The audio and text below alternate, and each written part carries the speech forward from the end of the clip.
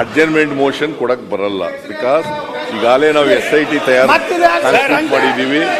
ಸುಮಾರು 3/4 ಭಾಗದಷ್ಟು ತನಿಖೆ ಮುಗಿದಿದೆ. ಈ ಹಂತದಲ್ಲಿ ಚರ್ಚೆ ಮಾಡಬೇಕು ಕಾನೂನಿಗೆ ಬರಲ್ಲ. ಆದರೂ ಈ ರಾಜ್ಯದ ಜನರಿಗೆ ಸರಿಯಾದಂತ ಮಾಹಿತಿ ಹೋಗ್ಬೇಕು ಅನ್ನೋ ಕಾರಣಕ್ಕೋಸ್ಕರ ನಾವು ಚರ್ಚೆ ಮಾಡಲಿಕ್ಕೆ ಒಪ್ಕೊಳ್ತೇವೆ. ಆದ್ರೆ ಕ್ವಶನ್ ಅವರ್ ಆದ್ಮೇಲೆ ಚರ್ಚೆ ಮಾಡಲಿ. ಕ್ವಶನ್ ಅವರ್ ಬಾಬಾ ಸಾಹೇಬ್ ಪಾಟೀಲ್ ಕಿತ್ತೂರ್ ವೀರೈಂದ್ ಹೇಳಪ್ಪ, ವೀರೈಂದ್ ಹೇಳ್ರಿ. ಬಾಬಾ ಸಾಹೇಬ್ ಪಾಟೀಲ್ ಕಿತ್ತೂರ್ ವೀರಯ್ಯನ ಅರೆಸ್ಟ್ ಆಗಿದೆ 2 ಸರಿ MLC ದಯವಿಟ್ಟು ಕೂತ್ಕೊಳ್ಳಿ. ಹೇಳಿ ಅದಕ್ಕೆ. ಬಾಬಾ ಸಾಹೇಬ್ ಕಿತ್ತೂರ್ ಅಶ್ವಥ್ ಅವ್ರು ಯಾಕೆ ನಿಲ್ತೀರಿ? ಸಹಾಯಕ ನಿರ್ದೇಶಕರ ಕಚೇರಿಯನ್ನು ಚೆನ್ನಮ್ಮ ಕಿತ್ತೂರಲ್ಲಿ ಯಾವಾಗ ಪ್ರಾರಂಭ ಮಾಡಲಾಗುವುದು? ಈ ಕಚೇರಿ ಪ್ರಾರಂಭಿಸಲು ವಿಳಂಬವಾಗಲು ಕಾರಣಗಳೇನು? ಕಂದಾಯ ಸಚಿವರು ಅಡ್ಜಸ್ಟ್ಮೆಂಟ್ ಬೇಕಾಗಿಲ್ಲ. ನಮ್ದು ಪಾರ್ಟಿ ಸ್ವಚ್ಛ ಆಗ್ಬೇಕು, ನಿಮ್ದು ಪಾರ್ಟಿ ಸ್ವಚ್ಛ ಆಗ್ಬೇಕು.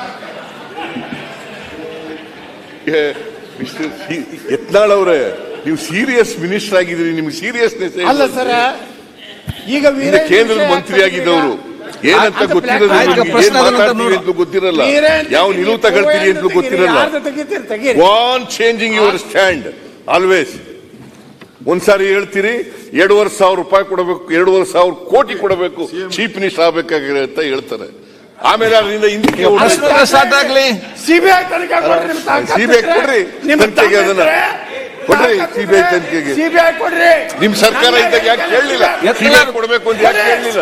ಸುಮ್ಮನೆ ಏನೋ ಬಾಯಿ ಬಂದಾಗ ಏನೋ ಮಾತಾಡ್ತಾರೆ. ಮಂತ್ರಿಗಳೆಲ್ಲ ಕೂತ್ಕೊಳ್ಳಿ, ಮಂತ್ರಿಯವರೇ ಕೂತ್ಕೊಳ್ಳಿ, ಮಂತ್ರಿಯವರೇ ಕೂತ್ಕೊಳ್ಳಿ. ನೀವು ಯಾಕೆ ಟೈಮ್ ವೇಸ್ಟ್ ಮಾಡ್ತೀರಿ? ತಂಗಡಿಗೆ ಅವರೇ, ಸುರೇಶ್